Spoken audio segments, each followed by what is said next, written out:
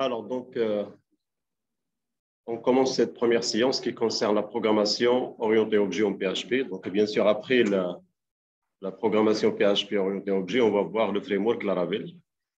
Bien sûr que vous avez déjà vu le langage de programmation C++ et le langage de programmation Java. Vous avez déjà vu l'approche orientée objet. Vous avez développé des classes, vous avez créé des objets, vous avez développé des méthodes statiques, des données statiques. Et donc, vous avez vu pas mal de choses.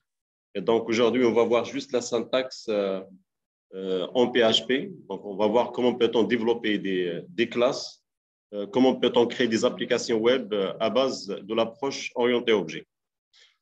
Alors, bien sûr, je ne vais pas vous présenter qu'est-ce qu'un objet, qu'est-ce qu'une classe. Ça, vous le savez déjà. Donc, la définition d'une classe. Donc, une classe est un modèle qui nous permet de créer des objets ayant des caractéristiques communes. Un modèle défini, donc on définit un modèle pour qu'on puisse créer des objets présentant des caractéristiques communes. Et pour un objet est l'instance d'une classe. Un objet informatique, donc est une entité informatique caractérisée par des attributs et aussi des méthodes. Et donc, vous avez vu aussi le principe d'encapsulation.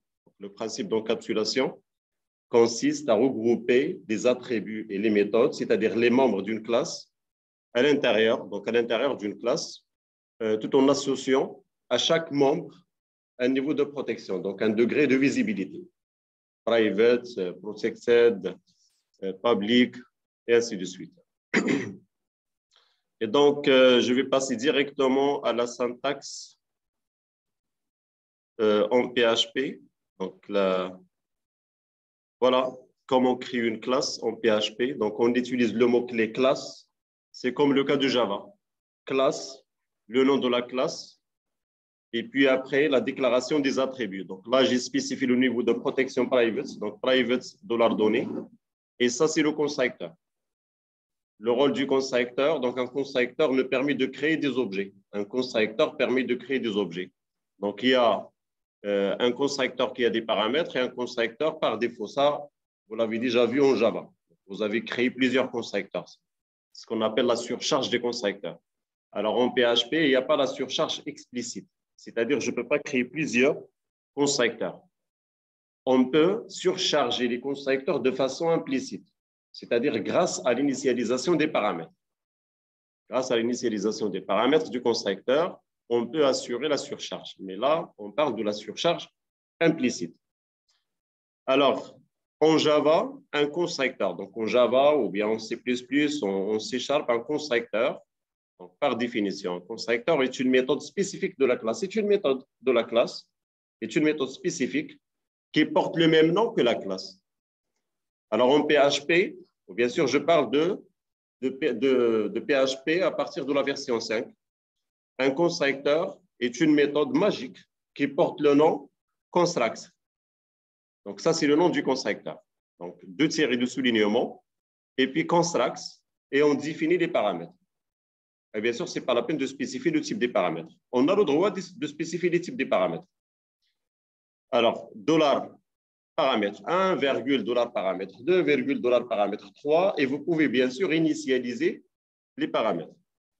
Alors, pour l'initialisation se fait à l'intérieur ici du constructeur, donc dans le corps de la méthode construct.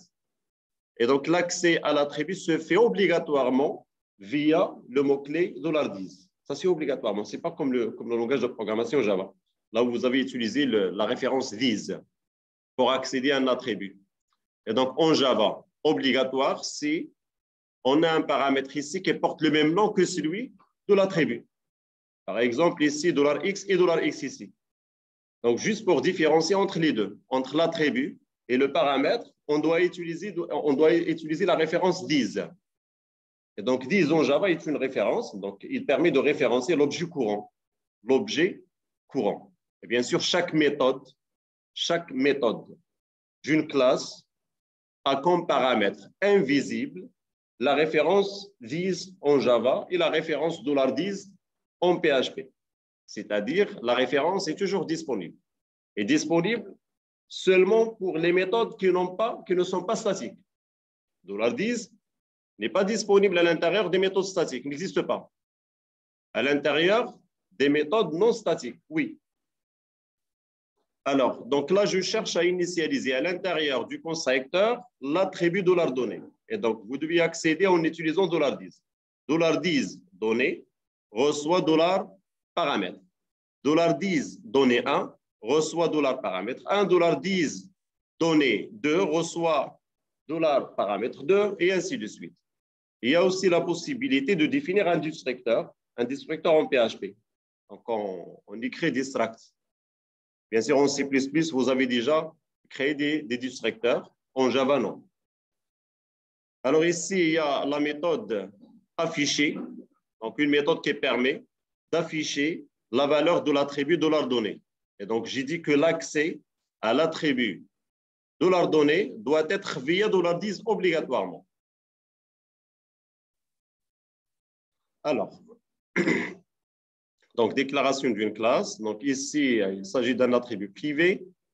Ça, c'est la référence à l'objet courant. Ça, c'est le destructeur. Ça, c'est la méthode affichée. Et ça, c'est l'accès à un attribut. Et bien sûr, les données privées sont inaccessibles de l'extérieur de la classe. Ça, vous le savez déjà. Une donnée privée est inaccessible de l'extérieur de la classe. Un exemple ici, classe point. Et donc, la classe point est caractérisée par les deux attributs $x et $y. Deux attributs privés, donc private $x, private $y. Et puis un constructeur qui permet d'initialiser les deux attributs, parce que la création des objets signifie l'initialisation de l'ensemble des attributs. Créer un objet, c'est-à-dire associer à chaque attribut de la classe une valeur, attribuer à chaque attribut de la classe une valeur. Alors, function construct $x, $y, deux paramètres. $10 x reçoit $x, $10 y reçoit $y. Ici, les accesseurs ou les sélecteurs. Donc là, je parle de l'accès en lecture. Donc, il y a deux types d'accès. Accès en lecture et accès en écriture. Et donc, pour l'accès en lecture, on utilise les getters. Pour l'accès en écriture, on utilise les setters. Alors, bien sûr, les getters et les setters, ce sont des méthodes publiques. Donc, doivent être publiques parce que ce sont des méthodes qui nous permettent de résoudre le problème de l'accessibilité aux attributs privés, que ce soit l'accès pour la modification, pour modifier la valeur de l'attribut privé, ou bien l'accès pour récupérer la valeur, pour accéder à la valeur.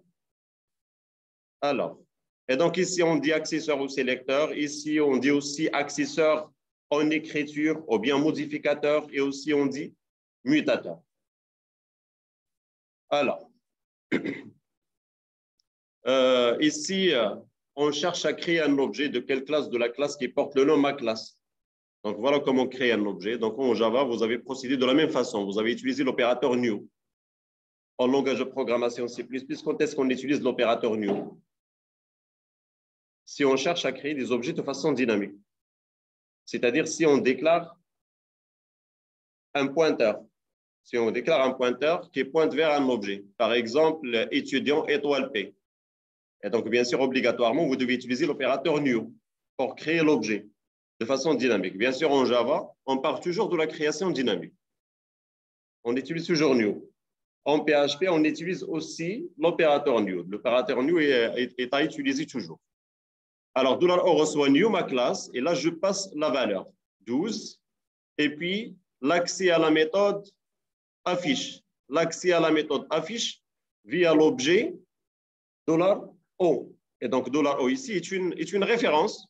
Est une référence qui permet de référencer un objet. Et l'objet est déjà créé grâce à l'utilisation de l'opérateur new. Et donc, bien sûr, si on déclare seulement var $o, ou bien en Java, étudiant O. O est une référence. Pour avoir un objet, pour avoir des emplacements réservés au niveau de la mémoire pour l'ensemble des attributs qui caractérisent l'objet, vous devez utiliser l'opérateur new. Ça, c'est pour, bien sûr, la réservation des emplacements au niveau de la mémoire. Alors, donc ici, $o donné. Et donc, si on revient à la classe ma classe, vous allez trouver que donné est une donnée privée. Et donc, l'accès à une donnée privée de l'extérieur de la classe, parce que je suis ici à l'extérieur de la classe. Là, je suis à l'intérieur d'un autre fichier. Et j'ai commencé par l'inclusion du fichier là où il y a la classe. Et donc, l'accès à la donnée privée ne sera pas autorisé. Voilà. Et donc, car l'attribut est privé, inaccessible de l'extérieur de la classe. Et si vous voulez déclencher un appel au distracteur, utilisez la méthode inset. Inset, entre parenthèses, $. Ou bien sûr, vous pouvez vérifier, créer un distracteur et à l'intérieur de ce distracteur, afficher le message. Bonjour, je suis le distracteur.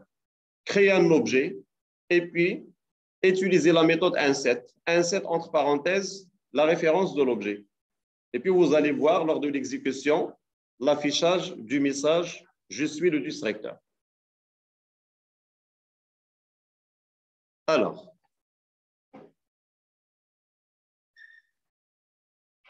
et donc ça, c'est déjà, vous l'avez déjà vu. Et donc ça, c'est un autre exemple. Classe pomme. Dans cette classe, il y a deux attributs. L'attribut $couleur et l'attribut $calibre. Et puis, function construct. Deux paramètres, $couleur, $calibre. Et puis, l'initialisation des deux attributs. Toujours l'utilisation de $10. $10 couleur. $10 calibre. $10 couleur reçoit $couleur. $10 calibre reçoit $calibre, le paramètre. Et donc, la classe, que représente la classe est un modèle. On définit le modèle. C'est le modèle qui va nous permettre de créer des objets par la suite. Et donc, ici, pomme 1. Alors ici, là, je pars de deux objets. L'objet pomme 1 et l'objet pomme 2. Car j'ai deux références. La référence $pomme 1 et la référence $pomme 2. Et donc, j'ai créé deux objets en utilisant le même modèle. En utilisant le même modèle. Alors ici, l'initialisation des attributs. Regardez. Le constructeur n'est pas développé. Est-ce que je peux créer des objets sans constructeur? Donc, il n'y a pas de constructeur ici, pour cette classe. Et voilà, donc un constructeur par défaut sera généré de façon automatique. Un constructeur par défaut. Et quelles sont les valeurs par défaut de $couleur et de $calibre?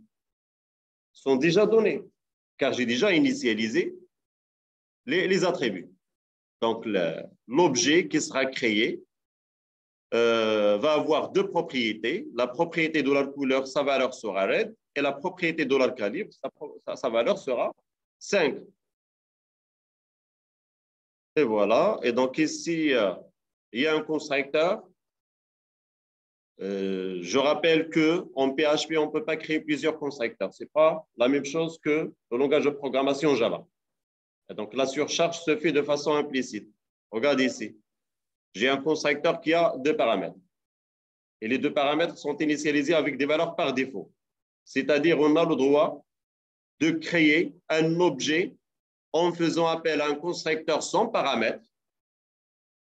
On crée un objet aussi en faisant appel à un constructeur qui a un seul paramètre et aussi en faisant appel à un constructeur qui a deux paramètres. C'est-à-dire, implicitement, il y a combien de constructeurs? Donc, 1, 2, 3 constructeurs. Implicitement, il y a 3 constructeurs. Alors, en Java, on ne peut pas bien sûr initialiser les paramètres. Vous devez développer 3 constructeurs. Le premier constructeur sans paramètre, le deuxième constructeur avec un seul paramètre et le troisième constructeur avec 2 paramètres. Alors, en ce qui concerne les attributs et les méthodes statiques, donc après, on va passer à cette partie. Donc, maintenant, je vais vous donner un travail pratique à faire. Donc, je vais vous présenter directement la série de TP.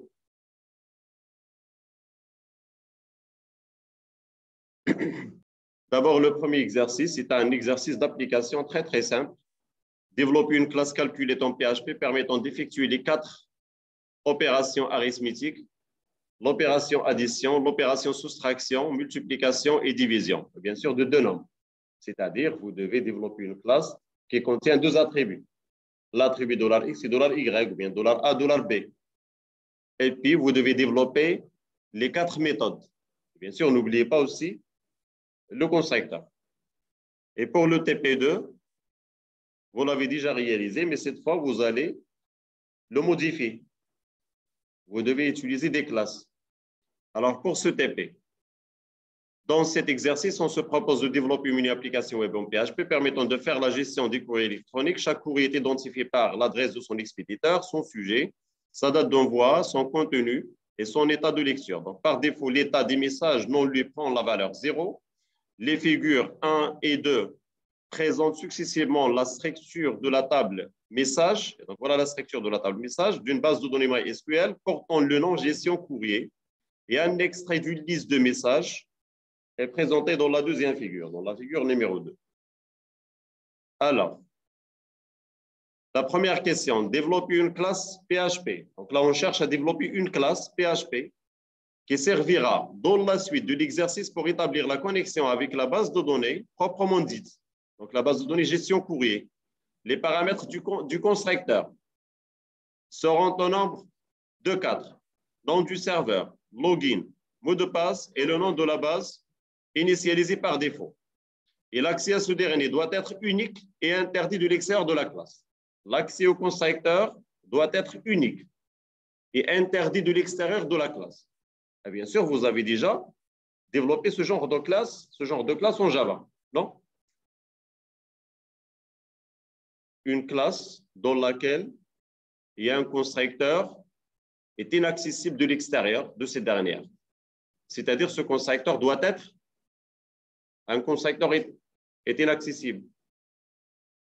Non, constructeur inaccessible. Voilà, un constructeur privé. Alors, un constructeur privé d'une classe, est-ce qu'on peut créer des objets de cette classe si le constructeur est privé? Non, on ne peut pas. Il faut un constructeur public, sinon on ne peut pas créer des objets.